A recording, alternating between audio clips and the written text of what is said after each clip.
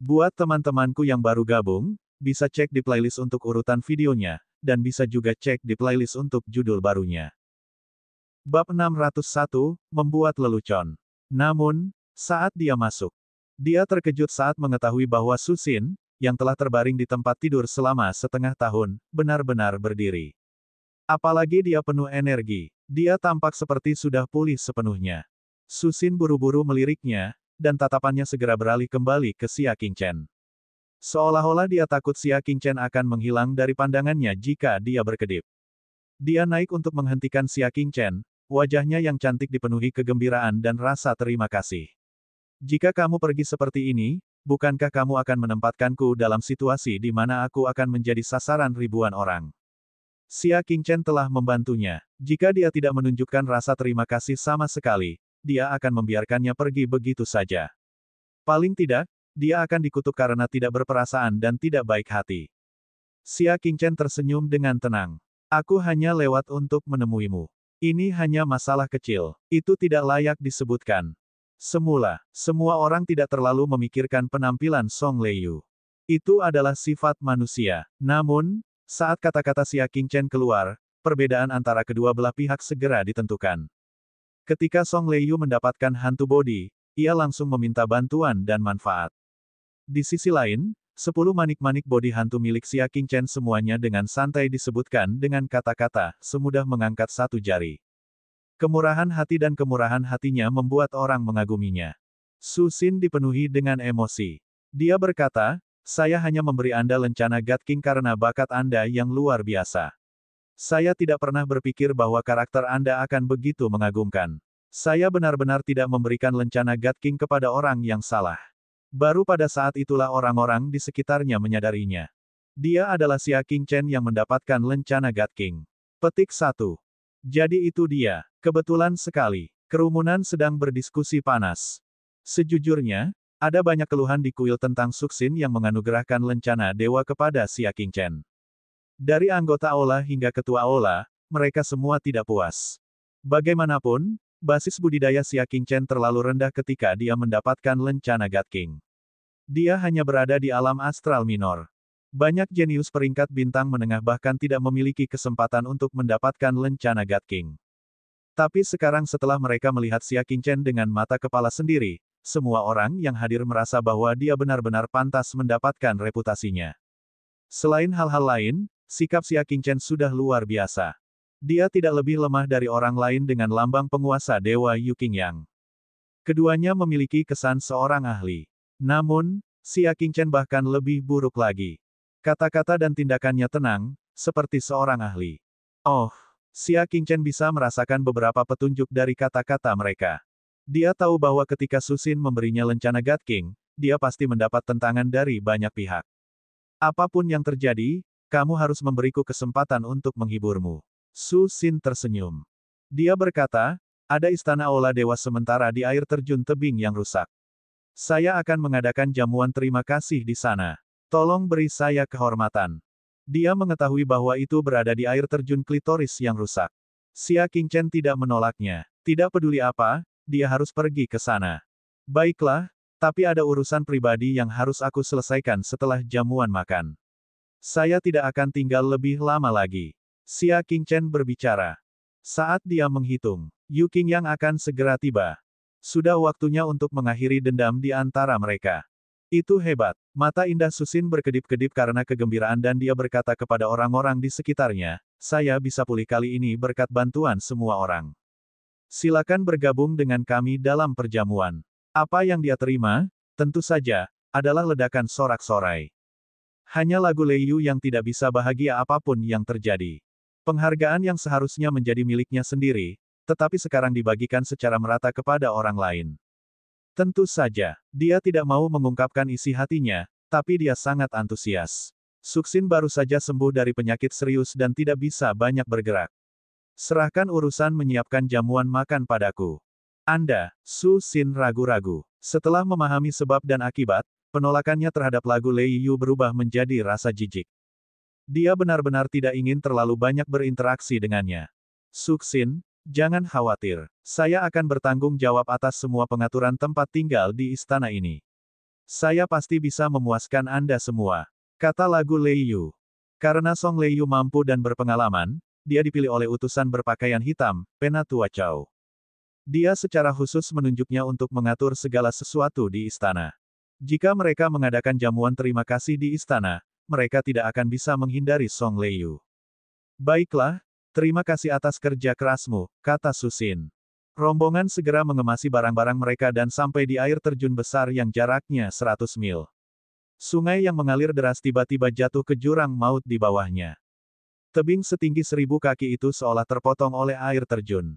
Oleh karena itu disebut juga air terjun tebing pecah. Di atas air terjun tebing yang rusak, ada sebuah platform kuno yang sangat besar.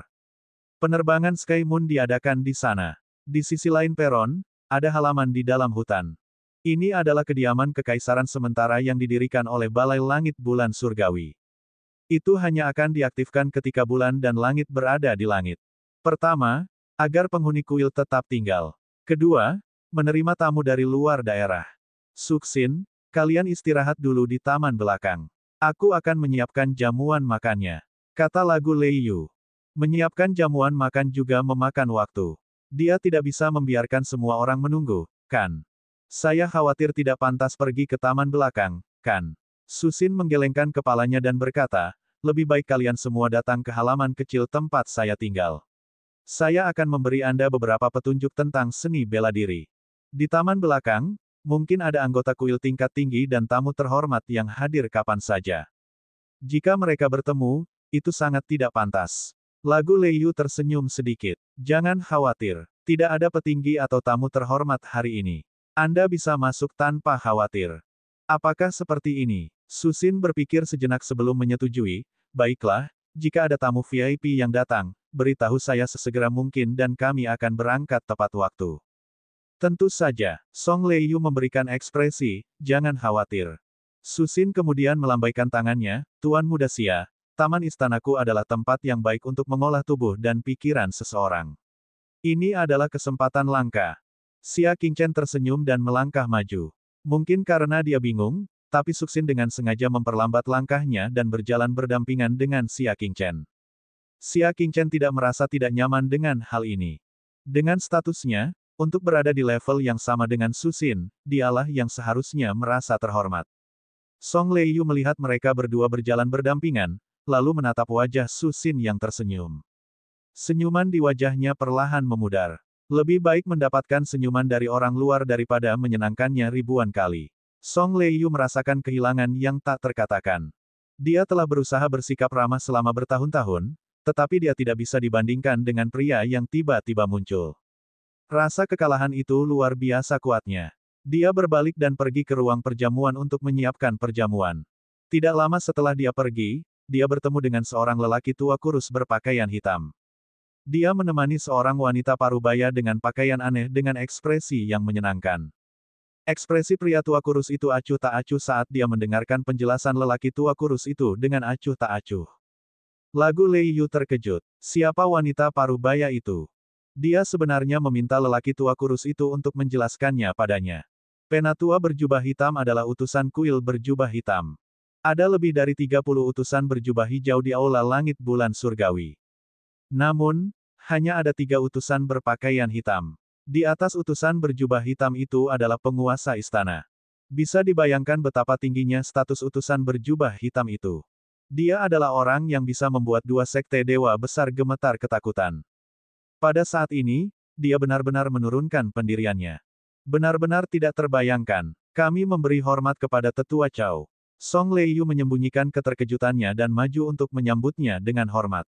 Penatua Chow adalah orang yang telah memberikan lencana kepada Dewa Yu Qingyang. Dia mengenali lagu Lei Yu dan berkata dengan santai, ini adalah tamu terhormat dari kediaman Liang Wang.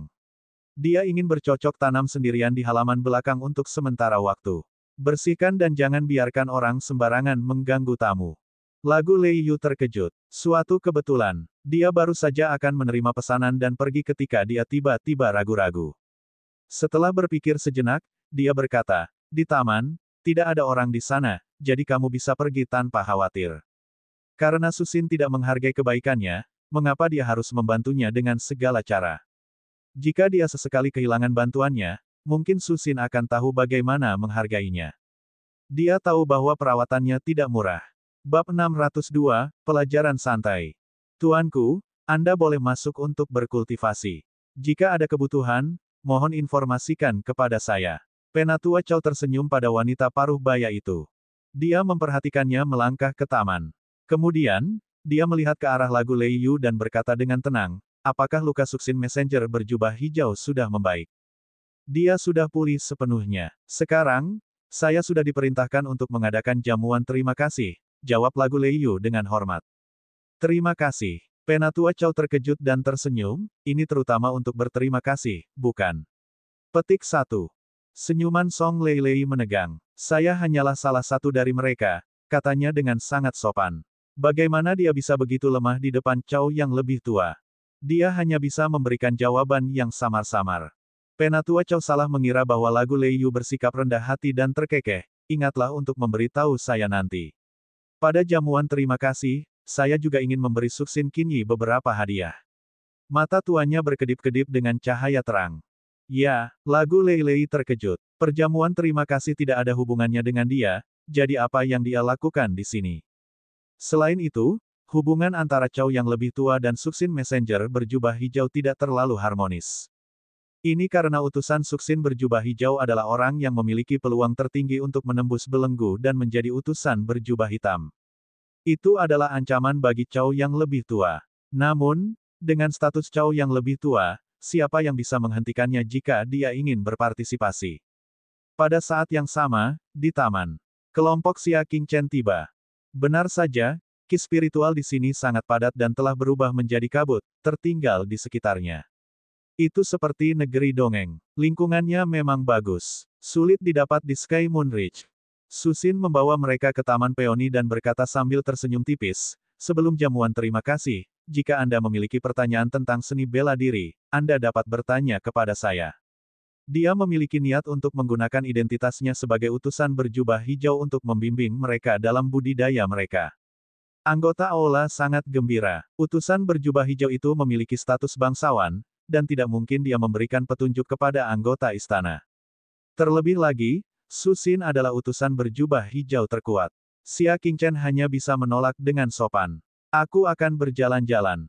Baik-baik saja maka, Susin sedikit kecewa. Dia ingin memberi nasihat pada Xia Qingchen untuk membalas kebaikannya. Dia tidak menyangka dia tidak akan menghargainya. Sebenarnya, Xia Qingchen tidak membutuhkan bimbingan siapapun. Dia berjalan ke tempat yang lebih terpencil. Ki spiritual di sini sangat kaya, bagaimana dia bisa menyia-nyiakannya? Dia segera duduk di kaki tembok dan diam-diam mengaktifkan teknik iblis bintang 7. Dengan kekuatan menelan gunung dan sungai, dia langsung menyerap semua energi spiritual dalam radius 5 mil. Untungnya, taman itu sangat luas dan tidak ada orang di dekatnya. Kalau tidak, itu pasti akan mengingatkan orang lain. Sejumlah besar roh ki yang dia serap dengan cepat diubah menjadi kekuatan bintang setelah memasuki pegas bintang. Tingkat kultivasinya jelas meningkat satu tingkat. Jika dia bisa berkultivasi di sini selama sebulan, dia pasti akan mampu menembus transformasi ke-7 tingkat bintang menengah. Sayangnya, waktu tidak menunggu siapapun. Lusa akan menjadi hari pertarungan yang menentukan dengan Yu Qingyang. Puff! Tiba-tiba, dia mendengar suara lembut dan aneh. Dia mengerutkan kening dan memakai topi bambu untuk menutupi wajahnya. Dia memanjat tembok dan melihat ke kejauhan. Dia melihat seorang wanita parubaya duduk bersila di taman bambu sebelah. Wajahnya sepucat kertas, dan darah mengalir dari sudut mulutnya. Darahnya muncrat ke tanah. Itu berubah menjadi es dengan cara yang sangat aneh, membekukan rumput di sekitarnya. Kultivasi yang mulia benar-benar sombong. Wanita parubaya itu menyeka mulutnya dan berkata tanpa menoleh. Xia Qingchen melompat ke taman bambu. Saya minta maaf. Saya tidak tahu bahwa seseorang sedang memulihkan diri di sini, dia berbicara. Orang ini jelas terluka parah. Saat dia sedang memulihkan diri, Xia Qingchen menarik roh ki di sekitarnya, menghentikan penyembuhannya. Akibatnya, dia terluka dan terkena serangan balik. Lupakan saja, ayo cepat pergi. Wanita parubaya itu tidak melanjutkan masalah ini dan bersiap untuk memulihkan diri. Ketika Xia Qingchen melakukan sesuatu, dia tidak pernah suka berhutang pada orang lain. Harus ada kompensasi jika mengganggu kesembuhan seseorang. Racun embun beku di tubuhmu tidak bisa dihilangkan hanya dengan mengedarkan teknik kultivasimu. Xia Qingchen berbicara dengan acuh tak acuh. Wanita parubaya itu tiba-tiba menoleh dan menatap Xia Qingchen dalam-dalam. Siapa yang memberitahumu hal itu? Nadanya menjadi tegas. Xia Qingchen melirik darah segar dan es di tanah dan melanjutkan, jika kamu ingin menghilangkan racun dingin di tubuhmu, ingatlah kata-kataku. Petik 2. Dia segera membacakan seni sihir dan formula obat. Kombinasi keduanya dapat menahan racun. Xia Qingchen berhenti sejenak. Dia kemudian melanjutkan, ya, mereka hanya bisa menahanmu. Adapun orang yang dekat dengan Anda sepanjang tahun, dia bukan salah satu dari mereka. Setelah dia selesai berbicara, dia melompat mundur. Wanita parubaya itu terkejut. Racun dinginnya berangsur-angsur tertular karena dia sudah lama dekat dengan orang yang berlumuran racun dingin. Xia Qingchen sebenarnya bisa mengetahuinya hanya dengan sekali pandang. Dia segera mengejarnya dan melompat ke dinding untuk melihatnya. Taman di sebelahnya dipenuhi bunga matahari setinggi manusia. Pihak lain sudah lama bersembunyi.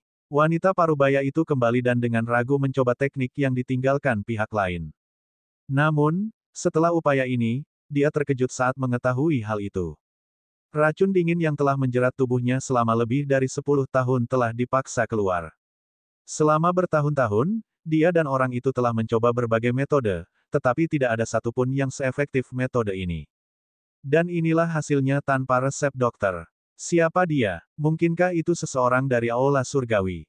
Wanita parubaya itu sangat terkejut. Memikirkan hal ini, dia segera bangkit dan meninggalkan taman. Ketika Xia Qingchen kembali ke Taman Peony, sesi pertarungan bela diri mereka sudah hampir berakhir.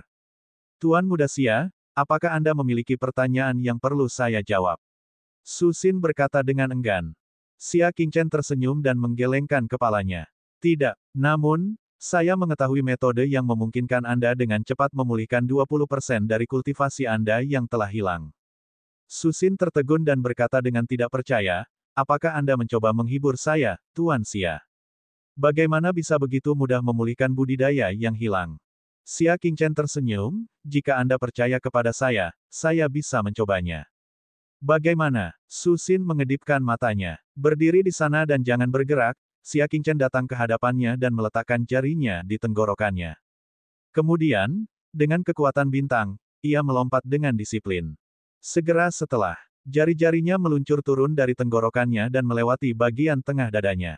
Wajah Su Xin langsung memerah, dan tanpa sadar dia ingin menyingkirkan tangan Xia Qingchen. Namun, dia tiba-tiba merasakan ada arus hangat misterius yang mengalir di tubuh Xia Qingchen. Tubuh manusia adalah harta karun yang tidak akan pernah bisa digali. Ada banyak area misterius yang belum diketahui. Saat ini, aku menggunakan kekuatan bintangku untuk membuka meridian bela diri sementara di tubuhmu, kata Xia Qingchen. Meridian bela diri ini terhubung langsung ke pegas bintang. Ia dapat menyerap ki spiritual langit dan bumi sesegera mungkin dan mengubahnya menjadi kekuatan bintang yang telah hilang. Cara ini hanya efektif bagi mereka yang kehilangan basis budidayanya. Wajah Su Xin menjadi semakin panas saat dia mendengarkan. Ketika jari-jari Xia Qingchen menyentuh tubuhnya, dia merasa seperti tersengat arus listrik. Dia menoleh, tidak berani menatap Xia Qingchen. Hanya ketika jari Xia Qingchen melewati dadanya dan berhenti di pegas bintang di perutnya, dia menoleh ke belakang. Tapi masih ada sedikit rona merah di wajahnya. Saya akan mencoba. Xia Qingchen berbicara. Su Xin patuh seperti seorang gadis muda dan dengan patuh berusaha menyerapnya. Pada akhirnya, dia terkejut, kultivasi saya.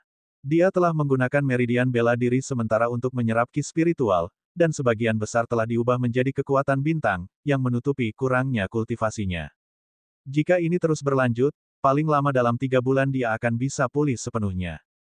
Bab 603, aku akan dihukum.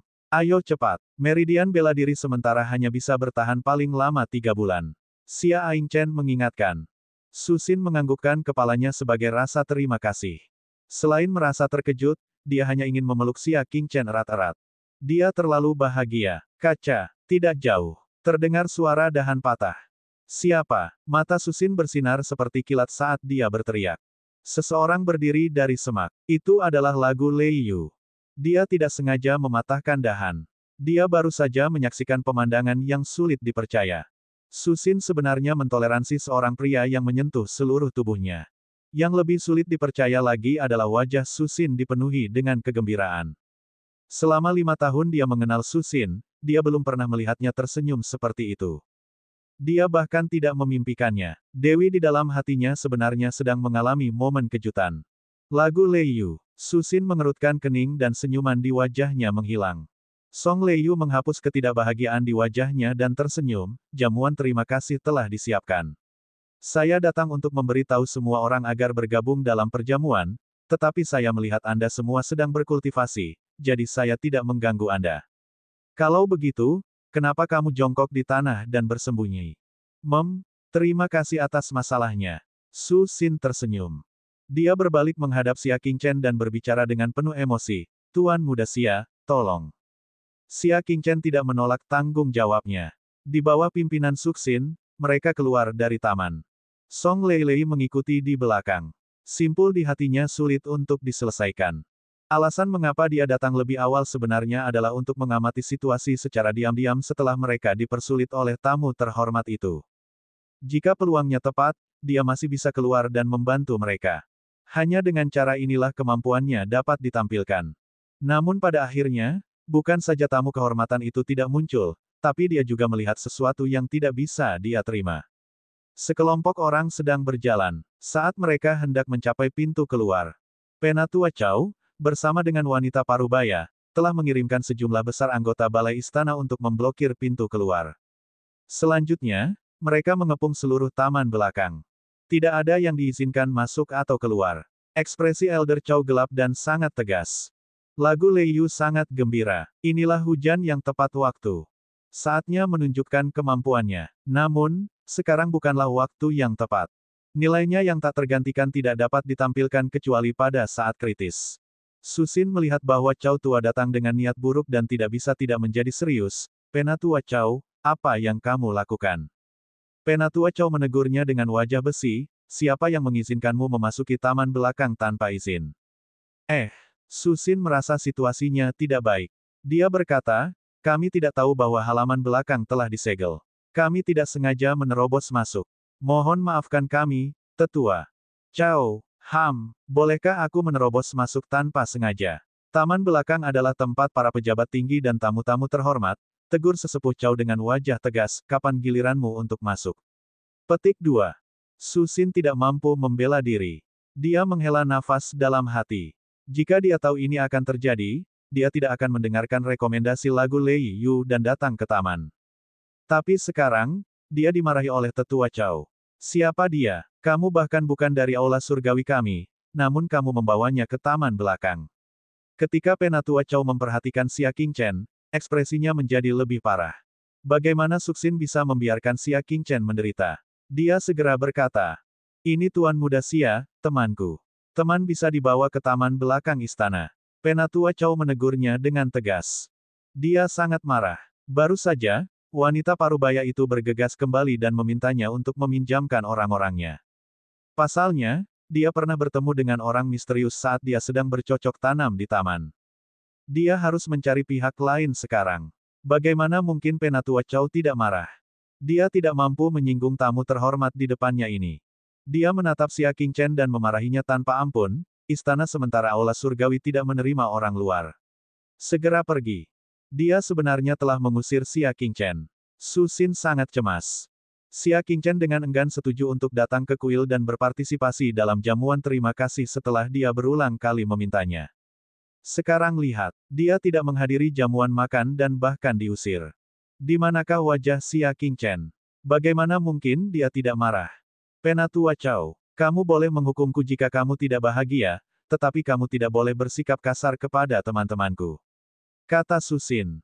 Prioritas Penatua Chow adalah menemukan orang itu, dan dia merasa cemas. Argumen Susin membuatnya semakin kesal, dan dia menegur dengan keras, diam. Anda tidak punya hak untuk berbicara di sini. Hierarki yang ketat membuat bibir Susin bergerak, tapi dia tidak berani membantah. Melihat ini, lagu Leiyu tersenyum. Waktu terbaik baginya untuk tampil telah tiba. Memisahkan kerumunan, lagu Leiyu berjalan di depan kerumunan dan memberi hormat pada tetua Chow dengan cara yang sopan. Penatua Chow, Susin tidak bermaksud menyinggung perasaan Anda. Dia tidak melakukannya dengan sengaja. Mohon tenang, Tetua Chow. Dia adalah orang yang sangat dikagumi oleh Tetua Chow. Dia percaya bahwa mereka akan bersedia memberikan wajahnya. Seperti yang diharapkan, kemarahan Tetua Chow sangat berkurang. Dia berkata, "Mengapa kamu ada di taman?" Saat aku mengetahui Suxin dan yang lainnya pergi ke sana, aku langsung pergi mencari mereka, kata Song Leiyu yang sudah punya alasan. Ini semua salahku, ucapnya sambil menyalahkan dirinya sendiri, itu bukan salah Suxin. Jika Tetua Chow ingin menghukum seseorang, hukumlah aku. Hanya 2 kalimat pendek. Dia berseru bahwa dia sangat bertanggung jawab untuk pergi mencari Suxin dan yang lainnya. Dia juga menunjukkan tanggung jawabnya untuk mengambil hukuman bagi Suxin. Tidak peduli betapa Suxin tidak menyukai Song Leiyu, dia tetap terharu. Meski banyak melakukan kesalahan, ia tetap bisa diandalkan di saat-saat kritis. Song Leiyu mengamati ekspresinya. Dia bangga pada dirinya sendiri. Semuanya berjalan sesuai harapan. Dia percaya bahwa Tetua Chow tidak akan menghukumnya karena betapa dia menghargainya. Sebaliknya, dia akan memandangnya dengan cara yang berbeda. Anda memang bersalah atas kehilafan. Teman-teman, beri dia 1000 cambukan lagi. Kata Chow Laoti tanpa rasa egois. Dia memang menyukai lagu Leiyu. Dia bisa menutup mata terhadap beberapa kejahatan kecil. Namun kali ini, karena kelalaiannya, tamu terhormat tersebut ketakutan, sehingga ia secara khusus mengerahkan pasukan untuk menemukannya. Kejahatan itu tidak bisa dimaafkan. 1000 cambuk. Song Leilei sangat ketakutan hingga jiwanya hampir meninggalkan tubuhnya. 1000 cambuk, bahkan jika dia tidak mati, dia akan kehilangan lapisan kulitnya. Hukumannya sangat berat sehingga di luar dugaan. Tunggu, melihat seorang anggota balai istana yang memegang cambuk panjang mendekat, dia langsung berkata, meskipun saya tidak mengelolanya dengan baik, bukan saya yang harus disalahkan. Jika dia bukan pelaku utama, maka itu adalah Suxin. Kesan baik yang akhirnya berhasil dibentuk oleh Suxin segera menghilang. Bukankah dia baru saja mengatakan dengan benar bahwa jika Anda ingin menghukum seseorang, hukum saja dia? Kenapa dia bilang itu bukan urusannya? Bagaimana orang bisa mempercayainya jika dia terus mengulanginya? Penatua Chow juga sangat marah. Satu demi satu alasan, apakah menurutnya dia adalah orang tua bodoh yang mudah dibodohi? Di hadapan tamu penting, dia tidak bisa mentolerir prestisenya ditantang. Itu pidana pokoknya kalau pengawasannya tidak ketat. Menjalankan. Tetua Chow menegur.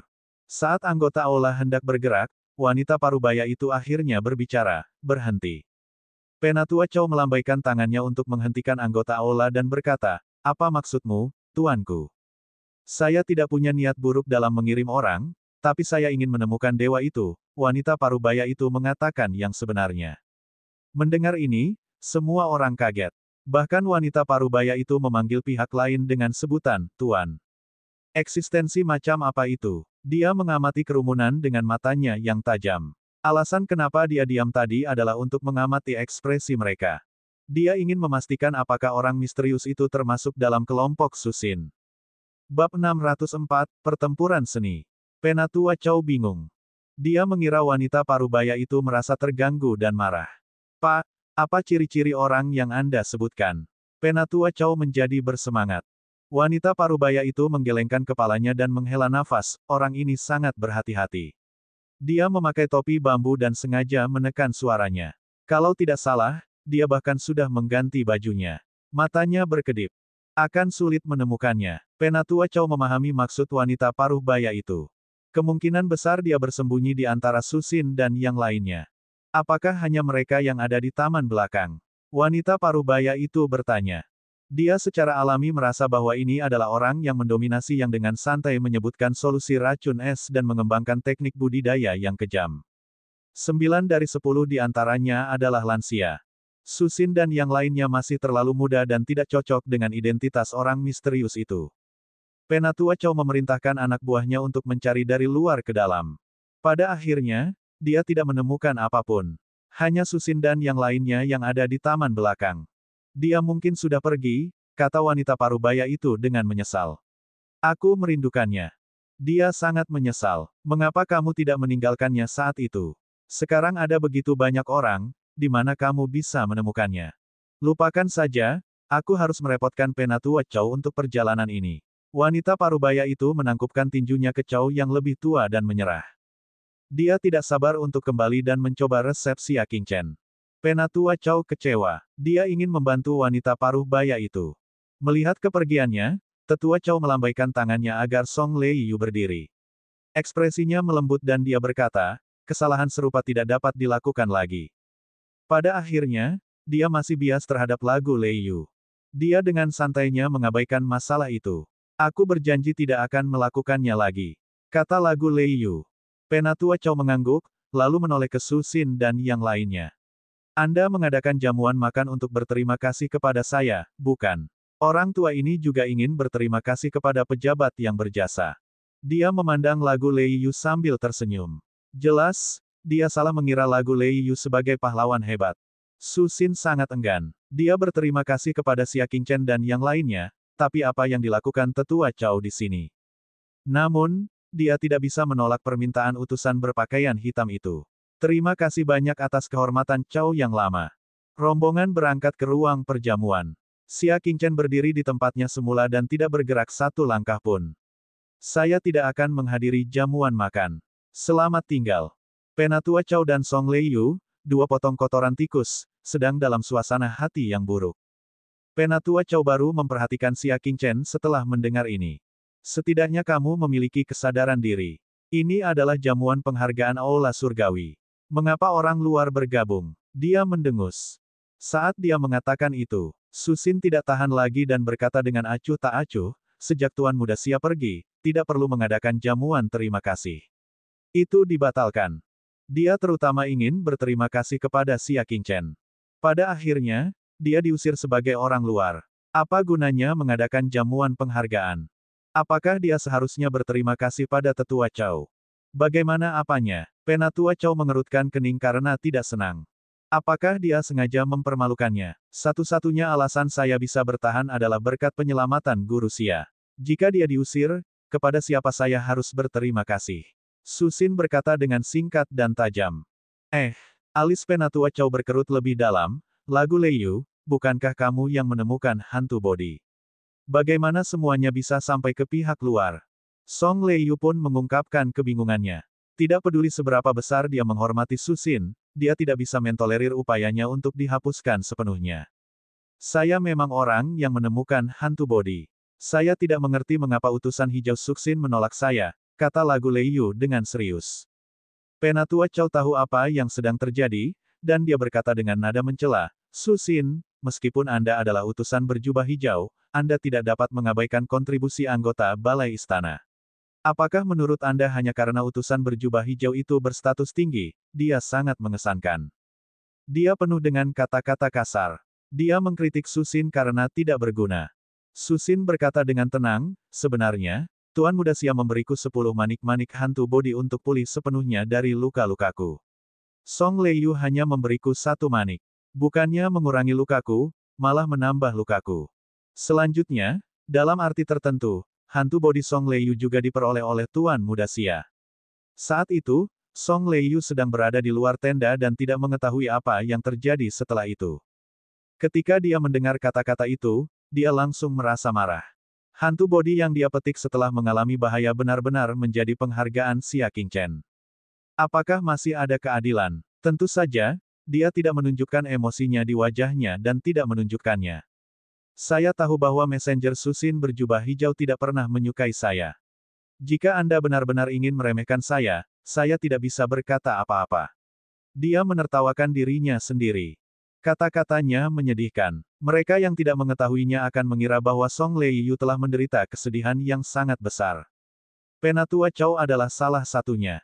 Dia mengerutkan kening dan berkata dengan dingin, Su Xin, Anda sebaiknya berhenti. Jangan berpikir bahwa kamu bisa menginjak-injak martabat orang lain hanya karena kamu memiliki ketampanan. Su Xin tidak ingin berdebat dengan orang lain dan berkata dengan acuh tak acuh, saya hanya menyatakan fakta. Fakta yang bagus. Kemarahan di hati Song Leiyu sulit untuk diredakan. Dia tidak bisa menahan diri untuk tidak berkata, bohong kalau saya memilih 1 hantu bodi, tapi faktanya dia memilih 10 hantu bodi ketika teknik gerakannya kurang dari 300 kaki. Petik 1. Su Xin, aku tahu kamu membenciku, tapi tolong beri aku rasa hormat yang paling mendasar. Jangan perlakukan aku seperti orang bodoh, oke? Dia sangat sedih. Apakah Susin mengira dia semudah itu ditipu? Susin tidak ingin menjelaskan lebih lanjut, pikirkan sesukamu. Tuan Muda Xia, ayo kita keluar istana dan cari tempat lain untuk mengadakan jamuan terima kasih. Dia memandang Susin yang dingin dan tidak berperasaan. Hati Song Leiyu berdarah. Dia mengepalkan jarinya dan berkata, tunggu. Apa itu? Susin bertanya dengan acuh tak acuh. Xia Qingchen, lagu Leiyu memandang Xia Qingchen. Saya ingin membersihkan nama saya. Kosongkan namaku, aku. Xia Qingchen menunjuk hidungnya sendiri. Apa hubungannya dengan dia? Song Leiyu menatap Xia Qingchen dan berkata, hantu bodi yang telah saya usahakan dengan susah payah untuk mendapatkannya pasti tidak diperoleh dengan bantuan orang yang teknik gerakannya hanya 300 kaki per langkah. Saya ingin bersaing dengan Anda dalam teknik gerakan untuk membuktikan kerja keras saya. Membandingkan teknik gerakan, lupakan saja, kata Xia Qingchen terus terang. Dia bisa membandingkan teknik gerakannya dengan siapapun. Satu-satunya hal yang tidak bisa dia bandingkan adalah Xia Qingchen. Kamu tidak berani melakukannya. Aku, lagu Leiyu, paling benci pengecut. Kata lagu Leiyu, karena kamu punya keberanian untuk menyombongkan diri, kenapa kamu tidak berani menghadapi tantanganku? Xia Qingchen diam-diam mendengarkannya sebelum dia perlahan berkata, aku tidak bersaing demi kebaikanmu sendiri. Untuk saya, Song Leiyu merasa itu sangat tidak masuk akal. Kalau begitu aku mohon, jangan lakukan itu demi kebaikanku sendiri. Lagu Leiyu berkata dengan tegas. Ekspresi Xia Qingchen tenang. Baiklah, saya akan menyetujui permintaan Anda. Dia berkata. Saat suaranya memudar, tangan Xia Qingchen meraih dadanya. Dia menyimpan daun itu ke dalam artefak spasialnya tanpa suara.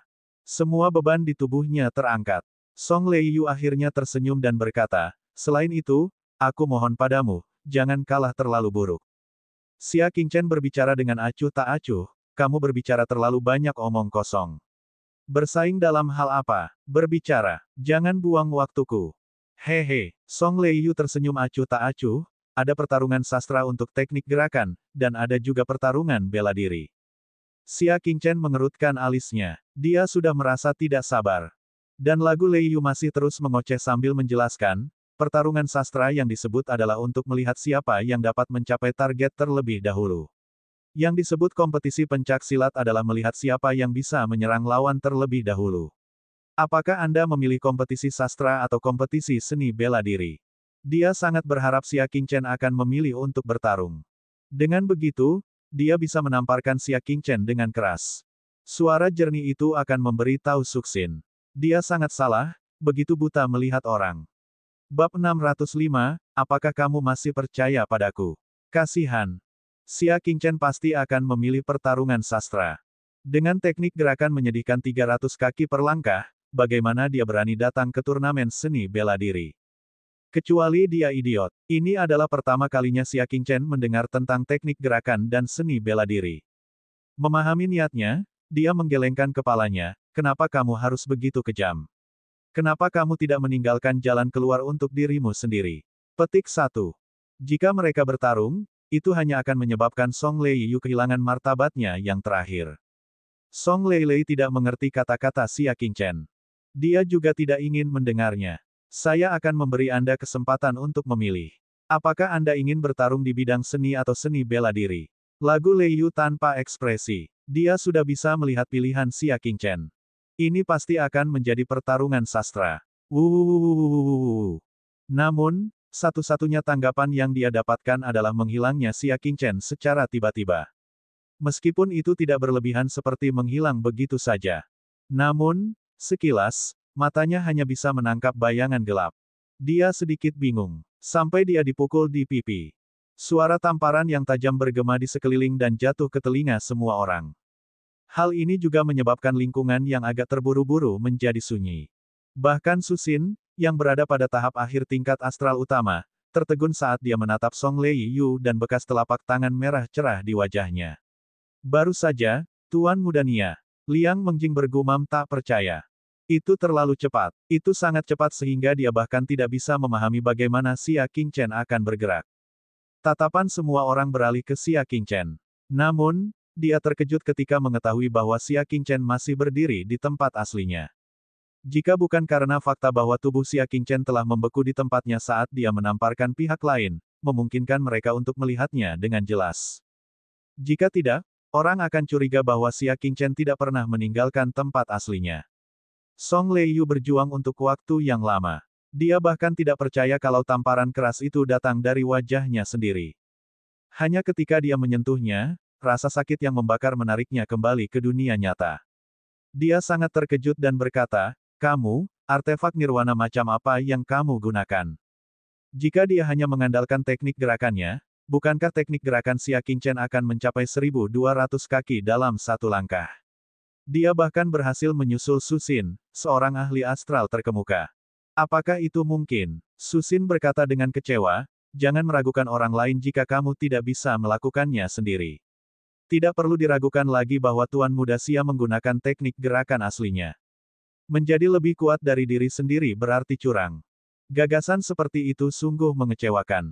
Saya tidak percaya. Di mata Song Leiyu, Xia Qingchen hanyalah seseorang dengan teknik gerakan yang sangat rendah. Dia bahkan tidak bisa mencapai teknik gerakan normal. Bagaimana dia bisa menjadi ahli dalam teknik gerakan? Namun, bayangan hitam di depannya kembali kabur. Kemudian, sisi wajahnya yang lain merasakan sakit yang membakar dan tamparan yang keras. Kali ini, Xia Qingchen berdiri di hadapannya dan tidak mundur. "Apakah kamu masih percaya padaku?" Xia Qingchen berada satu kaki darinya saat dia bertanya. Song Leiyu mundur setengah langkah dengan panik. "Teknik gerakanmu."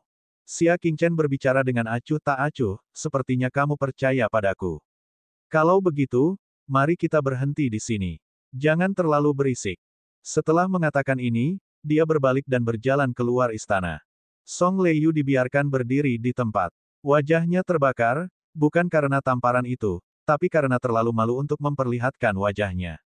Itu memang benar. Dia mengandalkan bantuan Xia Qingchen untuk mendapatkan hantu bodi. Dan dia begitu percaya diri sehingga dia tidak percaya pada ajaran sesat dan ingin membersihkan namanya. Sekarang, dia memang telah mengoreksi dirinya sendiri, dia tidak berguna. Yang membuatnya semakin terhina adalah dia telah ditampar 2 kali dalam pertarungan tersebut.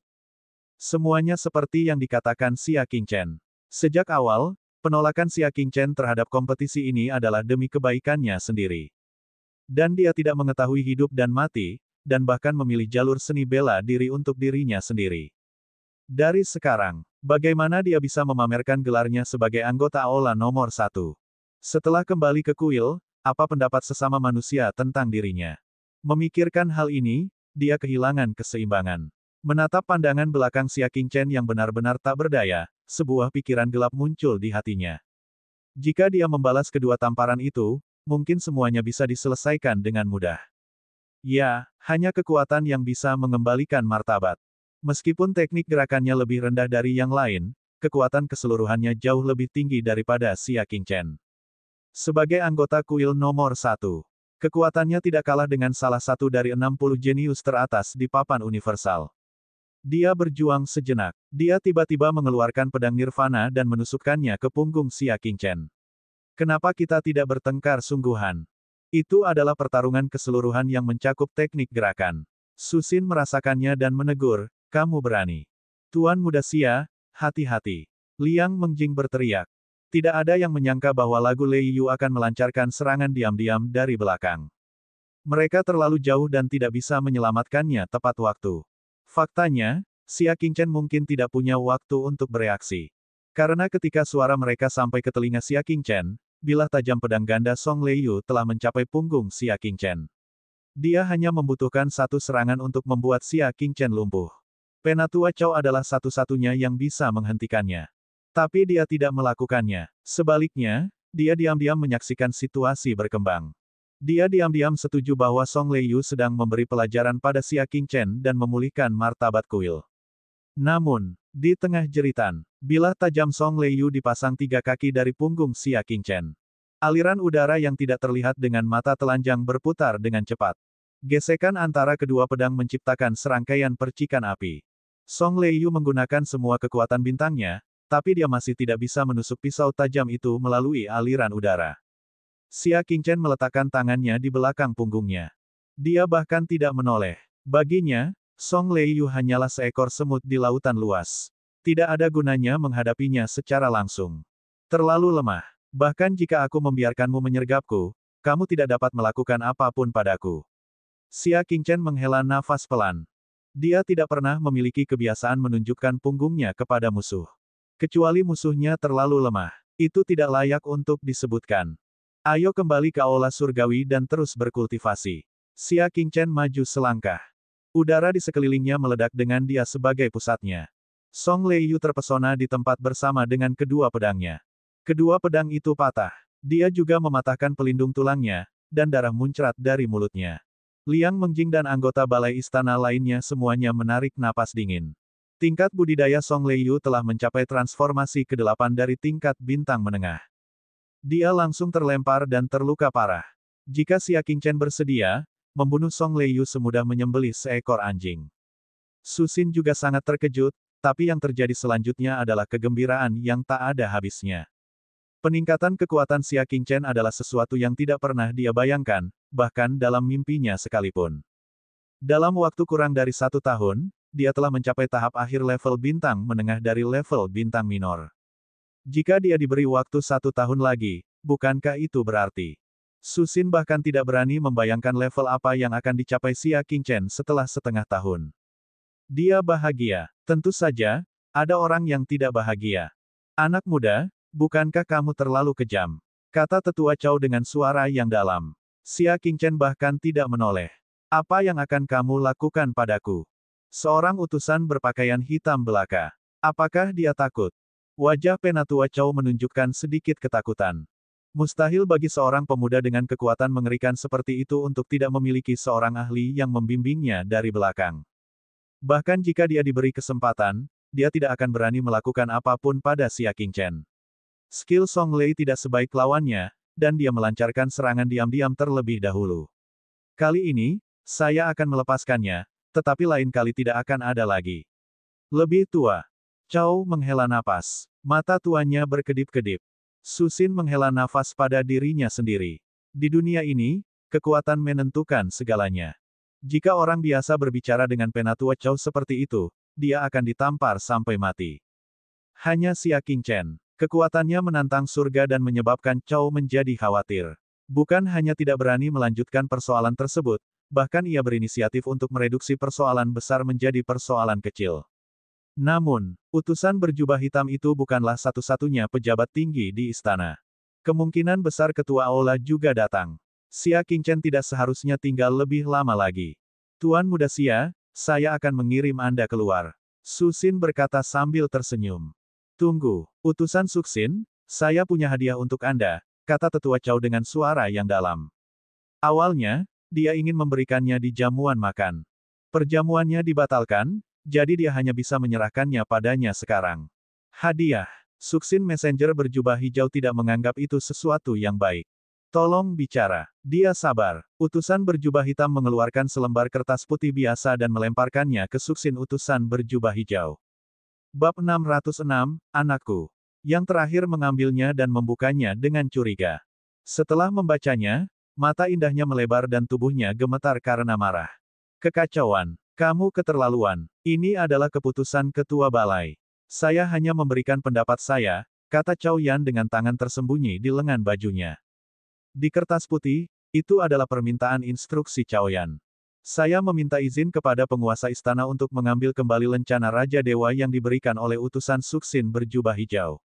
Persetujuan Tuan Istana, disetujui. Ada terlalu banyak perselisihan mengenai lencana God King Xia Qingchen. Sebagian besar orang merasa bahwa Xia Qingchen tidak layak memiliki lencana God King.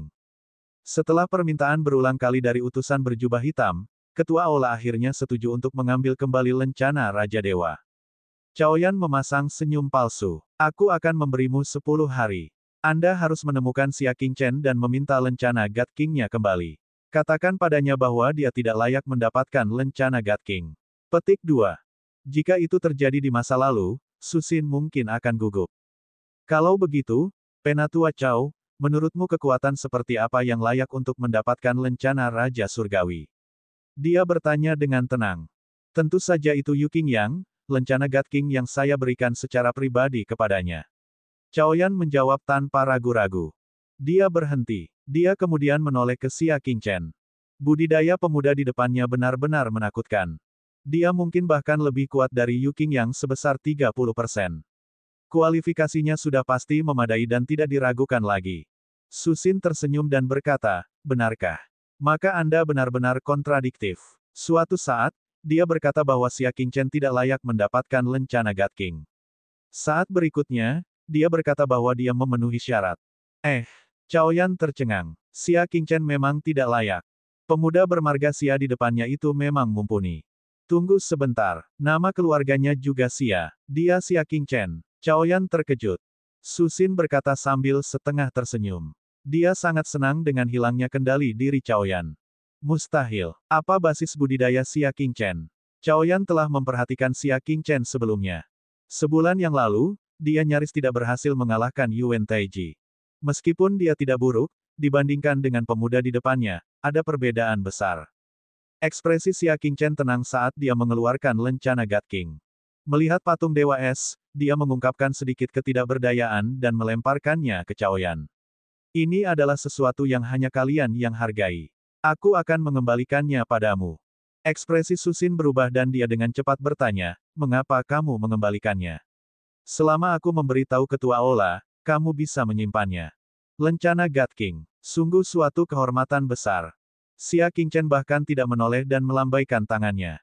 Tidak ada gunanya menyimpan sesuatu yang tidak berguna. Selesai berbicara, tanpa menunggu Susin, dia menggunakan teknik gerakannya dan berubah menjadi bayangan, meninggalkan istana. Susin menghentakkan kakinya dan menatap Chaoyan dengan kebencian, favorit surga yang lebih kuat dari Yu Qingyang telah kehilangan lencana God King-nya padamu. Dia telah memutuskan hubungannya dengan Aula para dewa. Saya ingin melihat bagaimana Anda akan menjelaskan hal ini kepada Ketua Aula. Dia segera pergi melapor ke kepala Aula di istana. Pemilik lencana penguasa dewa dianggap setengah anggota kuil. Sekarang, Xia Qingchen dapat dianggap telah sepenuhnya memutuskan semua hubungan dengan kuil. Bukankah Chaoyan terus meminta untuk mengambil kembali lencana God King Xia Qingchen? Semuanya baik-baik saja sekarang. Tunggu saja sampai Ketua Aula menjadi marah. Wajah Chaoyan bergetar, dan dia tiba-tiba merasakan lencana penguasa dewa di tangannya sangat panas. Bagaimana dia bisa berharap bahwa Xia Qingchen ternyata sangat luar biasa? Air terjun tebing pecah. Jenderal pedang dari gerbang Dewa Xiaohu secara pribadi mengirim Xia Yuan dan Xia Jie kembali. Dua tetua, ini adalah tempat perjalanan bulan langit. Kami aman sekarang, kata Jenderal pedang. Keamanan istana Sky Moon dijaga secara pribadi oleh kuil. Bahkan berkelahi satu sama lain pun dilarang. Sama sulitnya dengan naik ke surga bagi seseorang untuk menyakiti mereka berdua. Terima kasih banyak atas pendampingan senior, junior tidak bisa cukup berterima kasih kepada senior. Xia Yuan dan Xia Jie buru-buru membungkuk pada Jenderal Pedang. Sepanjang perjalanan, mereka sangat tersanjung. Mereka mungkin tidak pernah bermimpi bahwa suatu hari, para elit tingkat bulan di gerbang dewa akan menjadi pengawal pribadi mereka. Jenderal Pedang itu tertawa getir dan segera membungkukkan punggungnya lebih dalam lagi. Tolong jangan membuatku merasa buruk. Karena Anda adalah tetua Grandmaster Xia, Anda juga adalah tetua saya. Bagaimana saya bisa menerima busur besar Anda?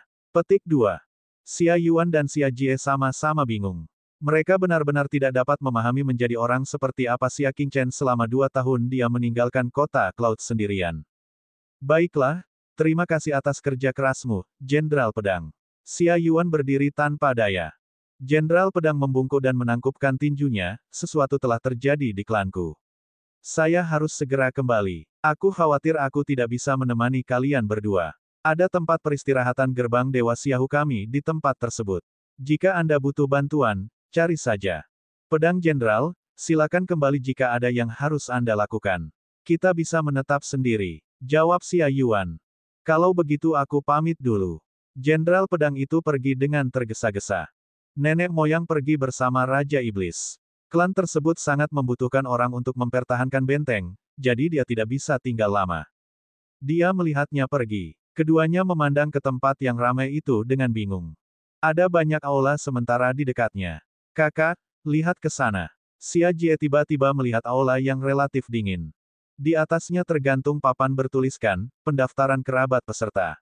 Hanya mereka yang telah mendaftar yang dapat diberikan token masuk dan menyaksikan pertempuran lusa.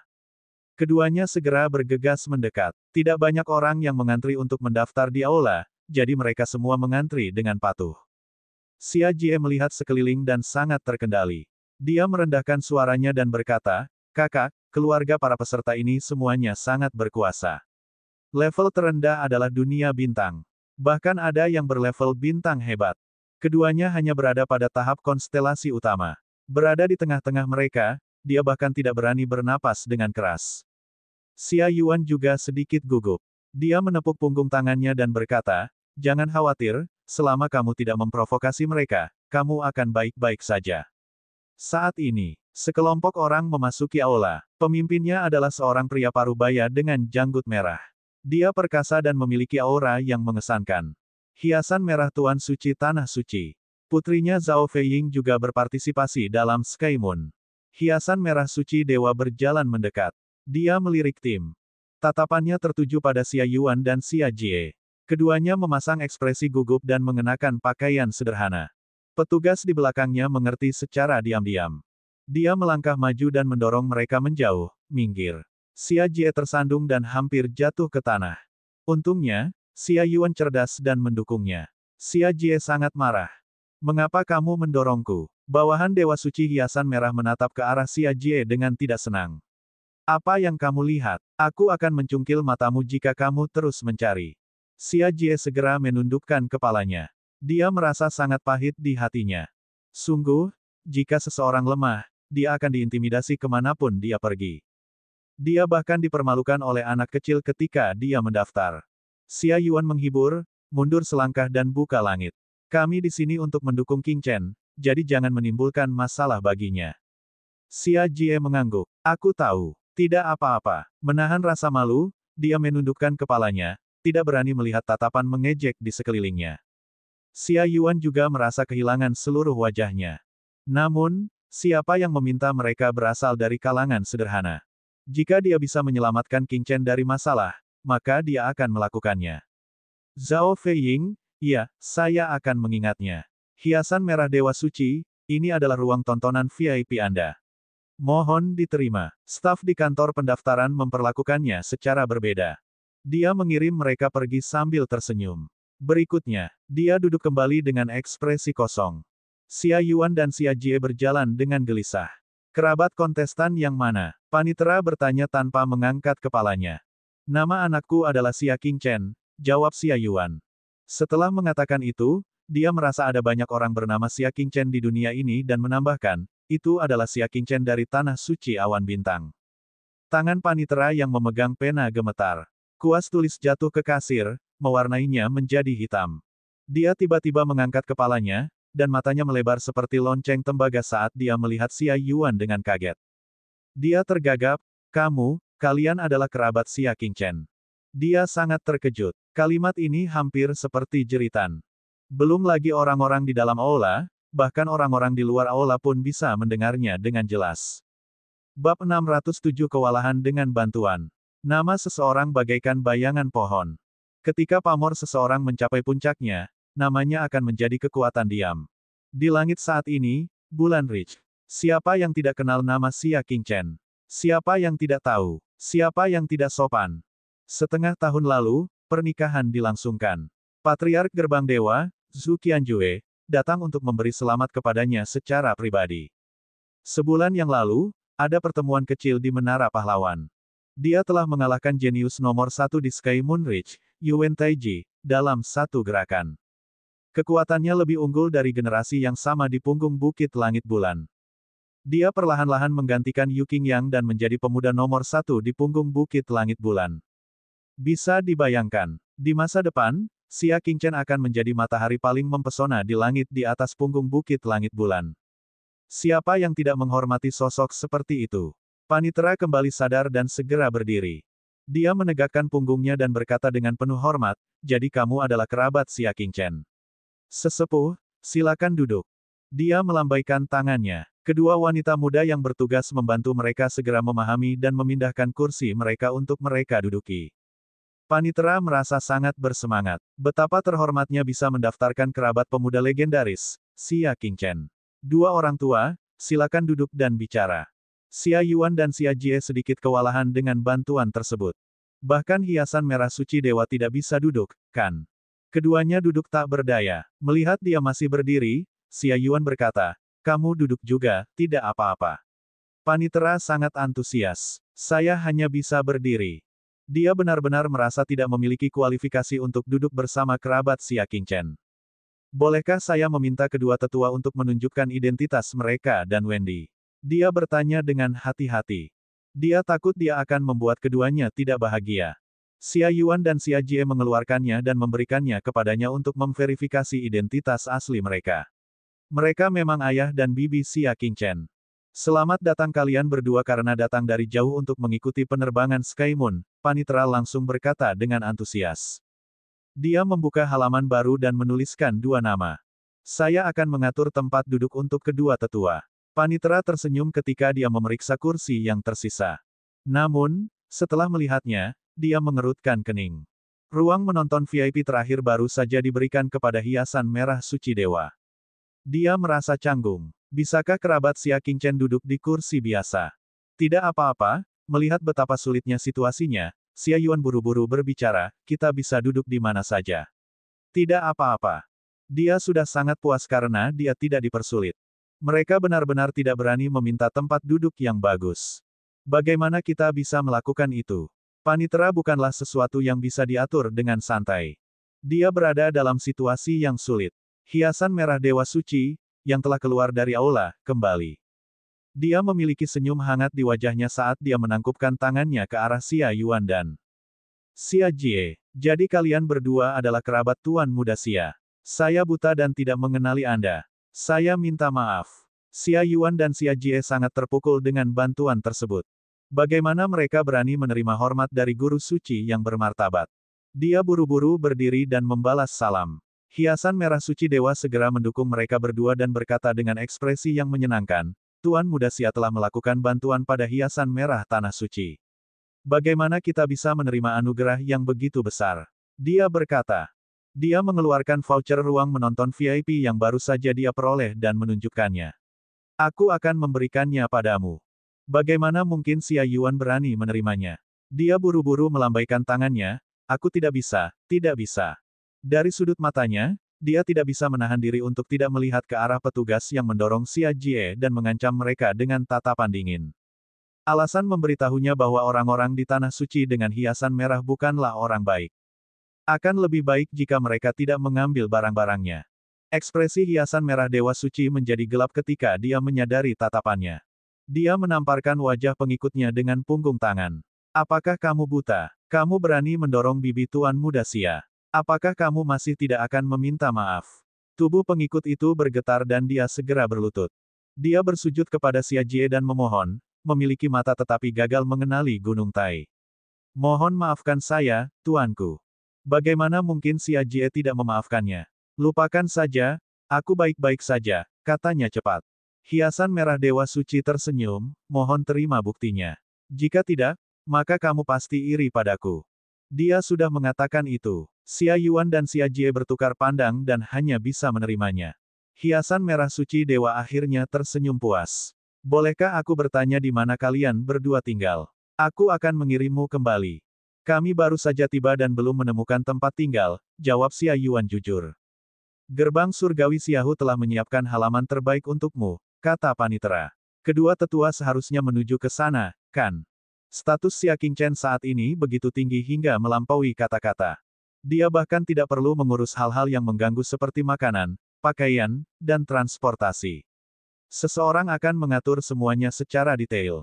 "Saya pribadi akan mengirim kalian berdua ke sana." Hiasan merah suci dewa berkata dengan mudah. Xia Yuan buru-buru melambaikan tangannya, "Kami tidak berani menyusahkan Saint Lord. Kita bisa pergi sendiri." Di depan semua orang, mereka meminta guru suci untuk mengirim mereka kembali ke kediaman mereka. Itu terlalu mencolok. Ini akan merugikan mereka dan Xia Qingchen. Hiasan merah Dewa Suci mencoba membujuknya lagi dan lagi, tapi dia ditolak. Dia hanya bisa menyerah dan menangkupkan tinjunya. "Jika kamu terlambat, aku akan datang dan meminta maaf." Dia secara pribadi mengirim mereka berdua keluar dari aula utama. Pelayan di belakangnya berdiri dengan ekspresi bersalah dan menutup mulutnya yang mati rasa. Dia jelas-jelas melakukannya demi hiasan merah suci dewa, namun dia harus dihukum. Siapa yang mengizinkanmu bangun? Senyuman di wajah hiasan merah Dewa Suci menghilang saat dia berbicara dengan dingin. Pelayan itu cerdas dan berlutut lagi. Dia bersujud dan berkata, bawahanmu tahu kesalahannya, bawahanmu tahu kesalahannya. Ia baru menyadari bahwa dirinya benar-benar telah menimbulkan bencana besar. Apakah ada orang lain di keluargamu? Kata hiasan merah suci dewa dengan acuh tak acuh. Pelayan itu mempunyai firasat buruk dan berkata, ada aula tinggi di atas, dan seorang istri serta anak-anak di bawah. Ekspresi hiasan merah suci Lord itu gelap saat dia perlahan mengangguk. Ya, jika kamu pergi, aku akan meminta seseorang untuk merawat mereka dengan baik. Meninggalkan. Lepaskan aku, Tuan Suci. Petugas itu gemetar. Situasinya lebih serius dari yang ia bayangkan. Hiasan merah suci dewa menghela nafas tak berdaya.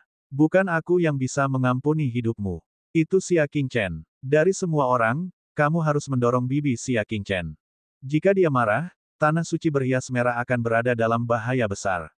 Jika kematianmu bisa menenangkan amarahnya, maka kamu bisa mati. Lagi pula, kaulah yang menyebabkan masalah ini.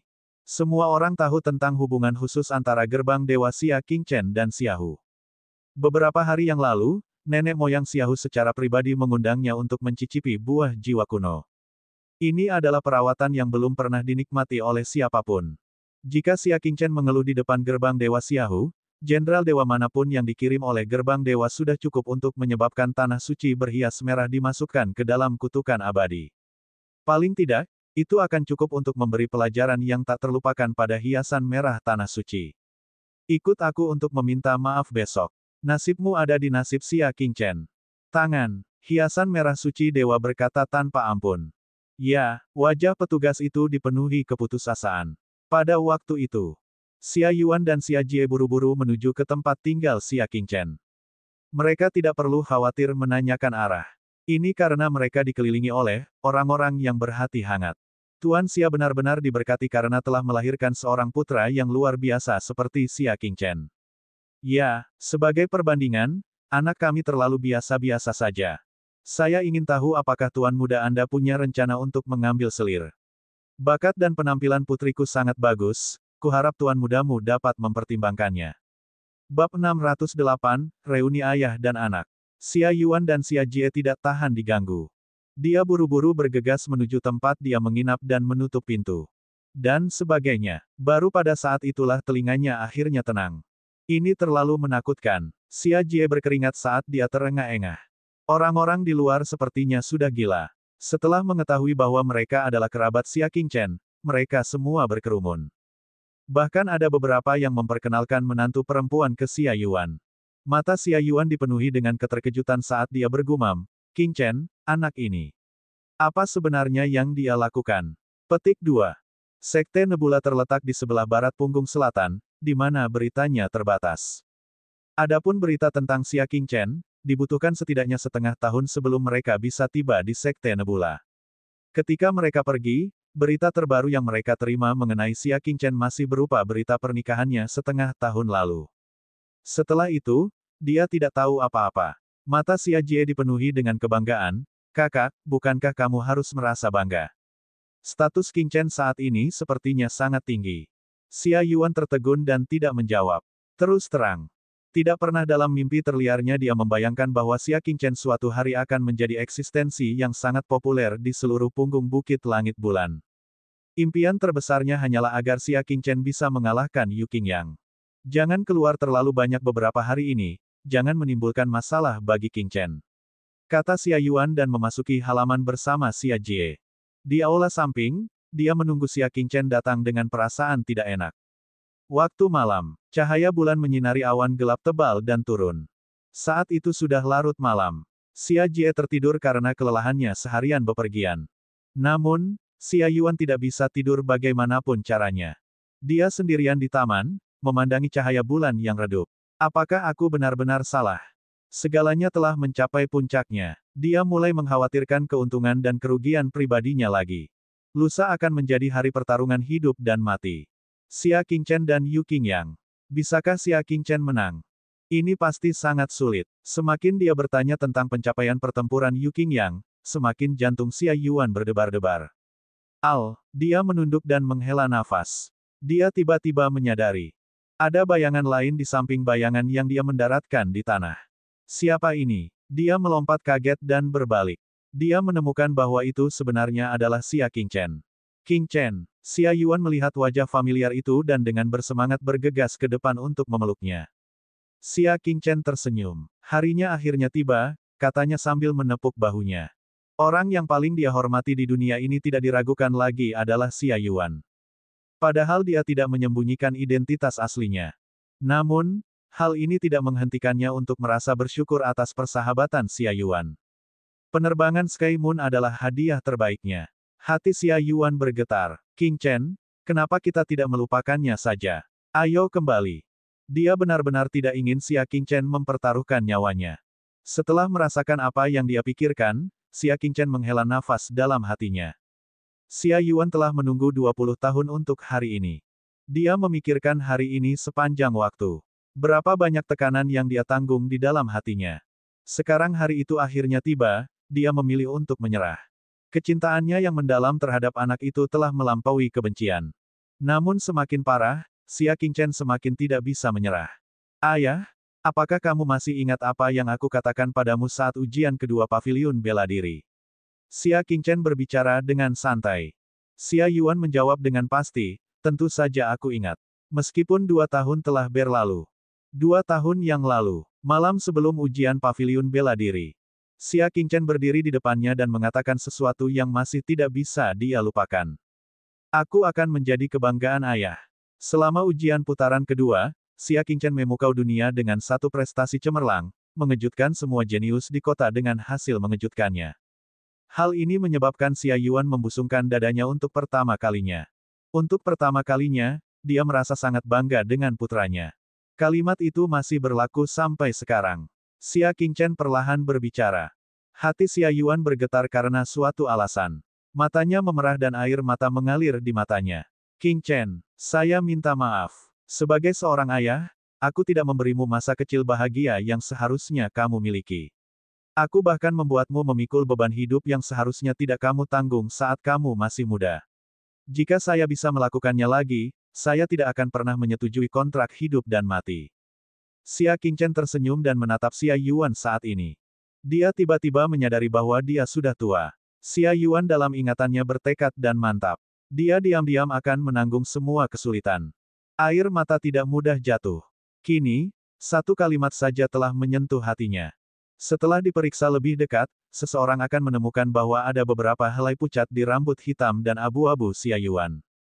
Beberapa kerutan dalam muncul di sudut matanya. Dalam 2 tahun kepergian Xia Qingchen, mungkin, dia tidak akan mengalami hari damai. Dia mengkhawatirkan Xia Qingchen setiap hari, bertanya-tanya apakah dia aman, apakah dia akan menderita, apakah dia akan mengalami kesulitan. Xia Qingchen tergerak. Dia telah berkultivasi selama bertahun-tahun dan telah kehilangan suara dan senyuman orang tuanya. Xia Yuan sekali lagi membuatnya merasakan kehangatan yang jauh. Ayah, duduklah. Aku akan memulihkan tubuhmu. Xia Qingchen mengeluarkan sebatang pohon dewa umur panjang dan memegangnya di telapak tangannya. Melalui penggunaan kekuatan bintang, kekuatan pohon umur panjang surgawi diintegrasikan ke dalam tubuh Xia Yuan. Dengan cara ini bisa menghilangkan penyakit dan memperpanjang umur. Ayah dan anak itu mengobrol sambil memulihkan diri. Mereka mengobrol sepanjang malam. 10 menit memasuki pagi hari. Malam itu belum berakhir. Bagian luar halaman sedang gempar. Seolah-olah pintu masuknya adalah pintu masuk pasar. Ada ketukan terus-menerus di pintu, dan getarannya terus-menerus. Bagaimana situasi di luar? Xia Qingchen mengerutkan kening, bagaimana situasi di luar? Petik 2. Seorang penjaga berlari dengan kepala penuh keringat dan berkata, Tuan Muda Xia, orang-orang dari seluruh dunia ingin bertemu dengan Anda. Jika dihitung secara kasar, ada lebih dari 80 kekuatan, besar dan kecil. Kekuatan yang bisa datang untuk berpartisipasi dalam perjalanan langit ke bulan tidaklah kecil. Ada lebih dari 80 orang, hampir semuanya merupakan kekuatan tingkat menengah hingga tinggi di Sky Moon Ridge. Saya tidak akan melihat satupun dari mereka. Xia Qingchen melambaikan tangannya. Besok adalah pertarungan hidup dan mati. Dia punya waktu luang untuk bertemu tamu, jadi sebaiknya dia beristirahat. Tuhanku, salah satunya adalah Tuan Suci dari Tanah Suci Hiasan Merah. Dia bilang dia punya masalah mendesak untuk diberitahukan kepadamu. Penjaga itu menghindari tatapannya. Jelas sekali bahwa dia telah menerima beberapa manfaat dari hiasan merah suci dewa dan bertindak sebagai utusan. Masalah mendesak. Xia Qingchen tidak berinteraksi apapun dengan hiasan merah Holy Lord. Masalah mendesak apa yang bisa dia hadapi? Xia Yuan, yang berdiri di samping, tiba-tiba teringat sesuatu. Dia mengeluarkan bukti masuknya ke ruang tontonan VIP dan berkata, Qingchen, ini adalah benda-benda yang diberikan hiasan merah oleh Holy Lord kepada kita kemarin. Anda harus mengembalikannya kepadanya saat Anda berada di sana. Setelah memikirkannya, Xia Yuan memutuskan untuk tidak menerima hal-hal yang ditawarkan oleh hiasan merah Holy Lord. Menerima hadiah itu mudah, tetapi mendapatkan bantuan itu sulit. Xia Qingchen juga merasa ini tidak pantas dan bersiap mengembalikannya. Minta dia untuk datang ke aula samping. Penjaga itu merasa lega dan segera keluar dari pintu. Begitu dia keluar, perwakilan kekuatan besar di luar pintu mengelilinginya. Apa yang Tuan Muda Xia katakan? Mereka memandang pelayan wanita itu dengan mata penuh semangat. Besok adalah waktu bagi Xia Qingchen untuk menunjukkan kehebatannya. Dengan kekuatannya yang menakjubkan, dia pasti akan diperhatikan oleh Pangeran Liang dan meninggalkan punggung Bukit Langit Bulan. Jika dia tidak berteman dengan mereka sekarang, semuanya sudah terlambat. Tuan Muda Xia telah memerintahkan agar semua tamu tidak terlihat. Anda tidak boleh membuat keributan dan mengganggu budidaya Tuan Muda Xia, kata penjaga itu. Semua orang menghela nafas. Mereka semua membawa hadiah untuk kunjungan tersebut. Tapi sekarang, dia bahkan tidak bisa melihatnya. Saat itu, saya bahkan bernasib bertemu Xia Qingchen beberapa kali. Sekarang, aku bahkan tidak bisa bertemu dengannya meskipun aku mau. Seorang pemimpin negara besar yang pernah menghadiri pernikahan Xia Qingchen berbicara. Bab 609, dia tidak salah. Apa yang perlu dikeluhkan? Kenapa kamu tidak melihat status dan identitas Xia Qingchen saat ini? Petik 1. Lupakan saja, ayo pergi. Xia Qingchen perlu istirahat untuk pertempuran besok. Tidak pantas bagi kita untuk mengganggunya.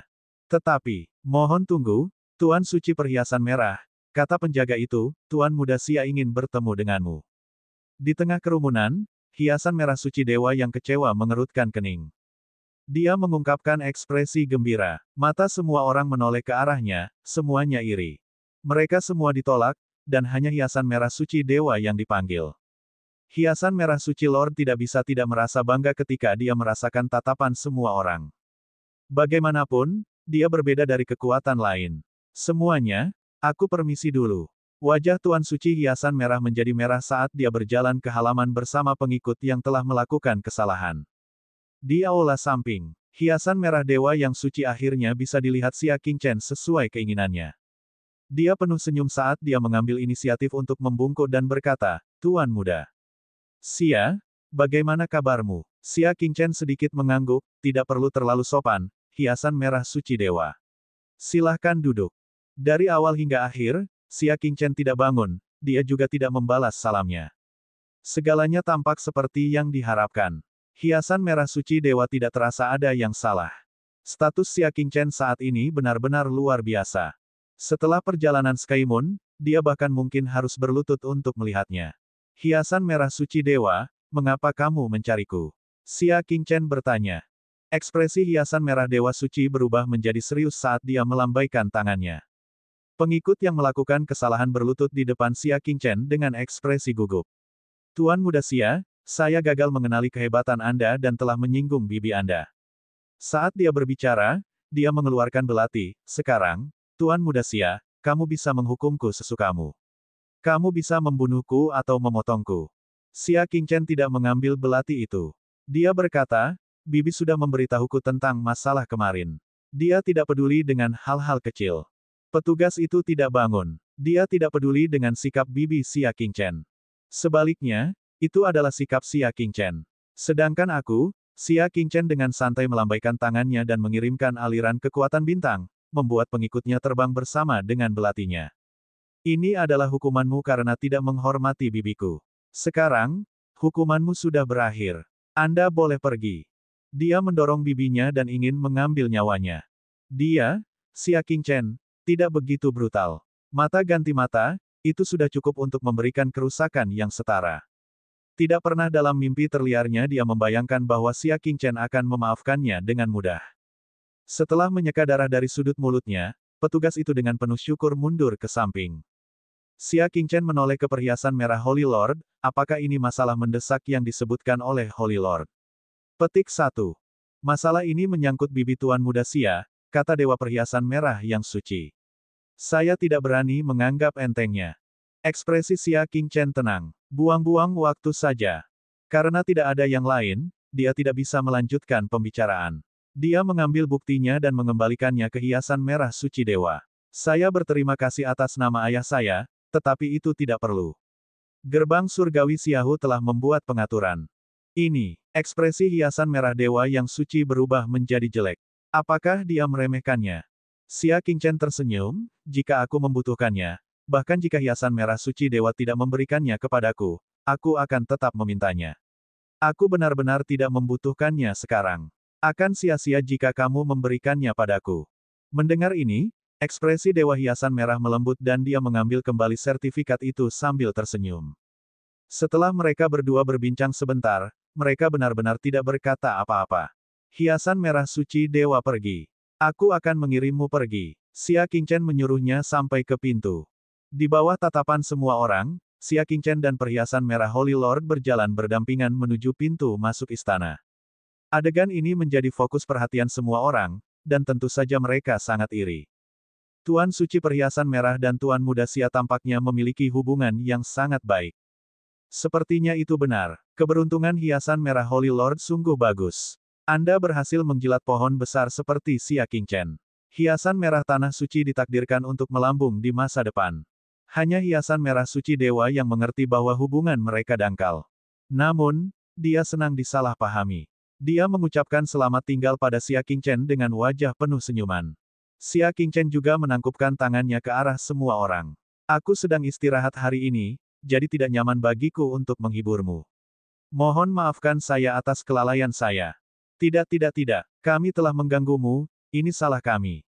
Setelah tersenyum, Xia Qingchen kembali ke halaman rumahnya. Pada waktu itu, istana sementara kuil, Susin berlutut di depan ruang rahasia. Ekspresi Penatua Chao terasa berat ketika dia berdiri di samping dengan tangan terlipat. Orang di ruang rahasia itu tidak lain adalah ketua aula dari Aula Langit Bulan Surgawi. Kali ini, dia secara pribadi akan memimpin perjalanan ke Sky Moon Ridge. Berderak, pintu batu terbuka. Pemimpin kuil, yang sudah lama mengasingkan diri, akhirnya keluar. Dia baru berusia parubaya, mengenakan jubah putih, dan memiliki temperamen yang halus. Di tangannya ada gulungan bambu kuno yang belum selesai dia baca. Apa urusan mendesaknya? Kata kepala istana dengan santai. Melapor ke ketua aula, saya datang untuk meminta ketua aula menarik kembali perintahnya. Susin berkata dengan suara yang dalam. Bicaralah dengan jelas. Kepala istana menjentikkan pakaiannya dan duduk di bangku batu di depan ruang rahasia. Pandangannya tertuju pada gulungan bambu saat dia berkata dengan acuh tak acuh. Suksin menjawab, melapor kepada ketua istana. Kekuatan keseluruhan Xia Qingchen telah mencapai transformasi ke-8 dari tingkat bintang menengah. Dia telah melampaui Yu Qingyang. Dia benar-benar memiliki kualifikasi untuk mendapatkan lencana God King. Kepala istana tiba-tiba meletakkan buku itu. Dia memperlihatkan sepasang mata yang dalam dan menatap Susin. Transformasi ke-8 dari tingkat bintang menengah. Apa kamu yakin? Ketika mereka mendiskusikan basis budidaya Xia Qingchen sebelumnya, dia bahkan belum mencapai transformasi ke-4 tingkat bintang menengah. Dia telah mencapai transformasi ke-8 dari tingkat bintang menengah hanya dalam beberapa hari. Song Leiyu dikalahkan oleh Xia Qingchen dalam satu gerakan. Tidak, Xia Qingchen bahkan tidak mengambil inisiatif menyerang, dan Song Leiyu sudah dikalahkan. Tanpa menggunakan satu gerakan pun, dia telah mengalahkan Lagu Leiyu. Jika dia tidak berada pada transformasi ke-8 dari tingkat bintang menengah, lalu siapa dia? Mengejutkan, kepala istana meletakkan gulungan bambu itu sepenuhnya. Setelah merenung dalam waktu lama, dia perlahan melontarkan dua kata. Murid Penatua Chao menyusut. Ketua aula jarang memuji orang. Bahkan untuk Yu Qingyang, dia hanya mengatakan, tidak buruk. Namun, penilaiannya terhadap Xia Qingchen sebenarnya mengejutkan.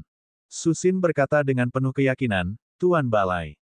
Penatua Chao telah mempertanyakan keputusanku untuk memberinya lencana God King berkali-kali dan dengan jahat memfitnah dan meremehkan Xia Qingchen, menyebabkan dia menyerah pada lencana God King dan memutuskan semua hubungan dengan kuilku.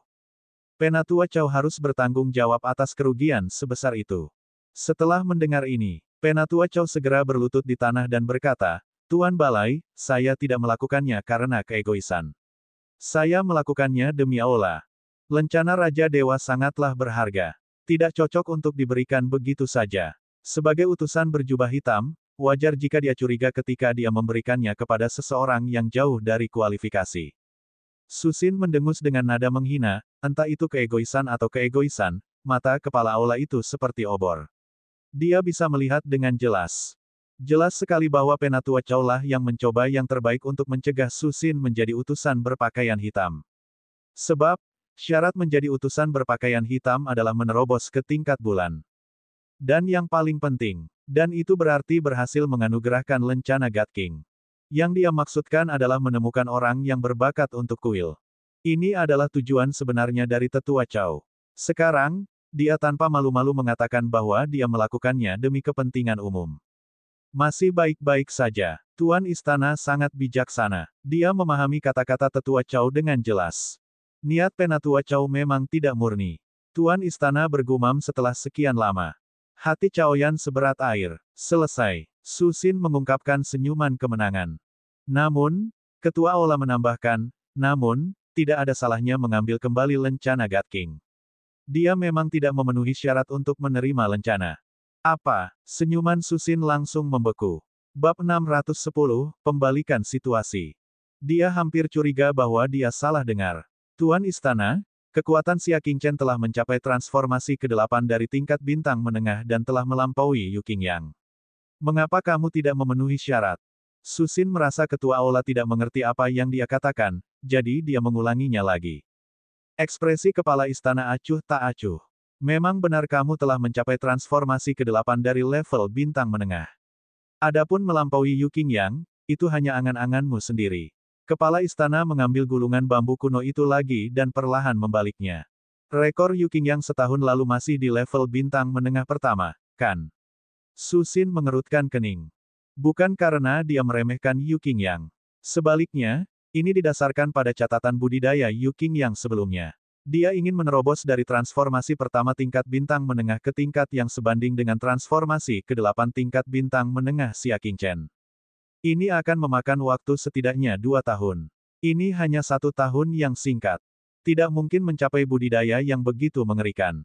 Tadi malam, Yu Qingyang melewati kota di Dream Marsh dan menantang Dewan Universal, kata Ketua Aula dengan acuh tak acuh. Dia meletakkan gulungan bambu itu, dan sedikit keterkejutan muncul di wajahnya, dia menantang 2 kali. Pertama kalinya, dia mengalahkan proyeksi bulan dalam 1 gerakan. Kedua kalinya, dia mengalahkan seorang ahli yang berada di peringkat ke-50 di papan universal. Murid Susin menyusut. Dia berada di peringkat ke-50 di papan universal, dan keseluruhan kekuatannya seharusnya berada di ranah transformasi ke-9 tingkat bintang menengah, kan?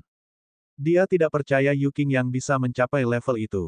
Kepala kuil mengangguk pelan, berita tersebut hanya diketahui oleh kuil saat ini. Namun, itu akan segera menyebar ke seluruh istana Sky Moon. Semua catatan tantangan penting dari Sky Moon Hall akan diberitahukan ke Aula pada saat pertama. Oleh karena itu, Ketua Aula mengetahui berita mengejutkan tentang Yu Qingyang yang menantang Dewan Universal sebelum orang lain. Oleh karena itu, Xia Qingchen lebih rendah dari Yu Qingyang. Kata penguasa istana dengan acuh tak acuh. Susin pulih dari keterkejutannya dan bersikeras, tetapi, itu tidak berarti bahwa Xia Qingchen tidak memiliki kualifikasi untuk mendapatkan lencana God King, bukan? Selama beberapa ratus tahun terakhir, seharusnya tidak banyak orang yang bakatnya melebihi Xia Qingchen di antara mereka yang telah mendapatkan lencana God King, bukan? Mengapa Xia Qingchen tidak bisa mendapatkan lencana God King? Penguasa istana berbicara dengan makna mendalam. Saya pikir Anda seharusnya sudah mendengar tentang perjanjian hidup dan mati antara Yu Qingyang dan Xia Qingchen, bukan? Petik 1. Ini, Susin benar-benar pernah mendengarnya sebelumnya. Konon sebelum keduanya lahir, orang dewasa kedua belah pihak sudah membuat perjanjian hidup dan mati. Setengah tahun yang lalu, ketika Xia Qingchen merebut tunangan Yu Qingyang, dia bahkan menyebabkan keributan besar di pernikahan Xia Qingchen. Dia bahkan mengancam akan mencincangnya menjadi ribuan bagian di Sky Moon. Kebanyakan orang mengetahui hal ini. Karena ini adalah perjanjian hidup dan mati, apakah hasil Xia Qingchen perlu disebutkan? Tuan Istana menunjuk ke meja batu. Artinya sudah jelas dengan sendirinya. Xia Qingchen pasti akan mati. Pemilik lencana penguasa dewa terbunuh. Ini merupakan aib bagi kuil. Oleh karena itu, sangat penting untuk mengambil kembali lencana penguasa dewa. Kata penguasa istana dengan acuh tak acuh. Oleh karena itu, Suxin tidak ada gunanya bagi Sue Chaoyan. Suxin mengepalkan tangannya, itu tidak berarti kita bisa yakin. Xia Qingchen pasti akan mati. Apakah menurutmu kamu memiliki kepercayaan diri untuk mengatakan ini? Tuan istana bertanya balik. Su Xin menunduk. Dia telah melihat terlalu banyak favorit surga dibandingkan. Keuntungan sekecil apapun sudah cukup untuk menentukan hasil pertempuran. Terlebih lagi, keunggulan Yu Qing yang tidak hanya sedikit. Itu adalah keseluruhan tingkat kultivasi. Peluang Xia Qingchen menang karena keberuntungan sangatlah kecil. Su Xin khawatir. Dia benar-benar tidak ingin melihat putra surga yang sombong yang dia harapkan akan jatuh di Sky Moon. Sayang sekali. Saya mengerti. Aku akan pergi. Su Xin cemas. Dia ingin segera memberitahu Xia Qingchen berita ini. Akan lebih baik jika dia bisa membuat Xia Qingchen menyerah pada perjanjian hidup dan mati dan melarikan diri. Bahkan jika dia harus menanggung ejekan dunia, itu masih lebih baik daripada kematian, bukan? Saat dia berbalik, suara acuh tak acuh tuan istana datang dari belakang. Mau kemana? Mata Susin menoleh dan dia berkata, bawahan ini akan memeriksa urutan perjalanan langit Sky Moon. Kepala kuil memandangnya seolah-olah dia telah melihat ke dalam dirinya. Anda ingin memberitahu Xia Qingchen dan menyuruhnya segera melarikan diri, bukan? Petik 2. Setelah pikirannya terungkap, Su Xin panik. Kuil akan tetap netral dalam perjanjian hidup dan mati antara mereka berdua, kata guru kuil dengan acuh tak acuh. Kami tidak diizinkan untuk berpartisipasi. Petik 2.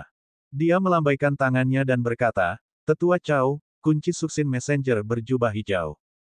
Jangan biarkan dia keluar sampai bulan langit berakhir. Sudut mulut Tetua Chao melengkung, memperlihatkan senyuman dingin. Itu benar-benar pergantian peristiwa. Su Xin gagal menuntutnya dan malah diperintahkan oleh ketua aula untuk dipenjara. Bibir merah Su Xin terkatup rapat. Jika dia tidak memberitahu Xia Qingchen sesegera mungkin, akan sulit baginya untuk melarikan diri ketika Yu Qing yang tiba di Sky Moon. Dia mengertakkan gigi. Ini adalah pertama kalinya dia mencoba menolak keputusan pemimpin kuil. Tiba-tiba, dia berbalik dan lari keluar istana. Xia Qingchen telah menyelamatkan nyawanya. Dia tidak bisa meninggalkannya begitu saja demi kebaikan ini. Chaoyan sangat gembira, memberontak di depan umum melawan ketua aula. Suxin? Oh Suxin, kamu benar-benar menganggap masa depanmu sendiri sebagai lelucon. Tentu saja, dia bahkan memberi kesempatan pada Chaoyan untuk menyerangnya. Beraninya kamu, utusan berjubah hijau. Beraninya kamu tidak menaati keputusan istana. Chaoyan berteriak. Dia melompat ke depan dan memukul punggung Su Xin dengan telapak tangannya. Serangannya sangat kejam. Meski cederanya tidak serius, Su Xin masih akan kesakitan selama beberapa hari. Su Xin sudah mengambil keputusan. Tentu saja, dia menolak dengan sekuat tenaga. Dia melempar bola merah menyala. Bola itu meledak di udara. Percikan api yang sangat panas muncul dari dalam. Chaoyan segera menghentikan langkahnya dan terus mengayunkan kultivasi gandanya dalam upaya untuk menyapu percikan api. Namun, ada misteri yang tersembunyi di balik percikan itu. Ledakan kedua terjadi. Percikan api meledak satu demi satu, membentuk nyala api yang menutupi area seluas 3 sang. Itu langsung menyelimuti Chaoyan. Dalam sekejap, jubah Chaoyan dibakar. Rambut, alis, dan janggutnya semuanya terbakar. Dia mengerang kesakitan dan berguling-guling di tanah untuk memadamkan api. Su Xin mengambil kesempatan itu untuk melompat dari tembok. Dia hanya punya satu pikiran di benaknya. Selamatkan Xia Qingchen.